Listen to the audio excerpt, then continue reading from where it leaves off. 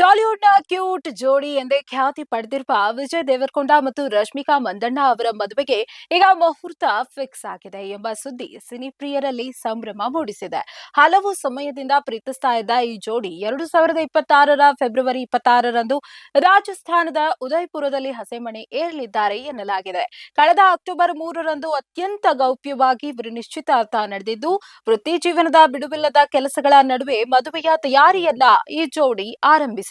ವಿಜಯ್ ಮತ್ತು ರಶ್ಮಿಕಾ ಮೊದಲ ಬಾರಿಗೆ ಗೀತ ಗೋವಿಂದಂ ಚಿತ್ರದಲ್ಲಿ ಜೊತೆಯಾಗಿ ನಟಿಸಿದ್ರು. ಆ ಚಿತ್ರ ದೊಡ್ಡ ಹಿಟ್ ಆದ ಬೆನ್ನಲ್ಲೇ ಡಿಯರ್ ಕಾಮ್ರೇಡ್ ಸಿನಿಮಾದಲ್ಲೂ ಇವರ ಕೆಮಿಸ್ಟ್ರಿ ಪ್ರೇಕ್ಷಕರ ಮನ ಗೆದ್ದಿತು. ತೆರೆಯ ಮೇಲಿನ ಈ ಸುಂದರ ಸಂಬಂಧ ನಿಜ ಜೀವನದಲ್ಲೂ ಪ್ರೇಮವಾಗಿ ಮೊಳೆತು ಈಗ ದಾಂಪತ್ಯಕ್ಕೆ ನಾಂದಿ ಹಾಡ್ತಾ ಇದೆ.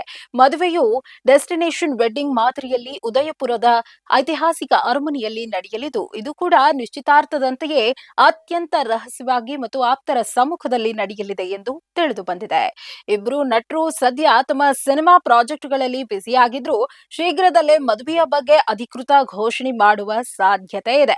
ಕೇವಲ ಕುಟುಂಬ ಸದಸ್ಯರು ಮತ್ತು ಆಪ್ತ ಗೆಳೆಯರಿಗಷ್ಟೇ ಈ ಮದುವೆಗೆ ಆಹ್ವಾನ ಇರಲಿದೆ ಎಂದು ಮೂಲಗಳು ತಿಳಿಸಿವೆ.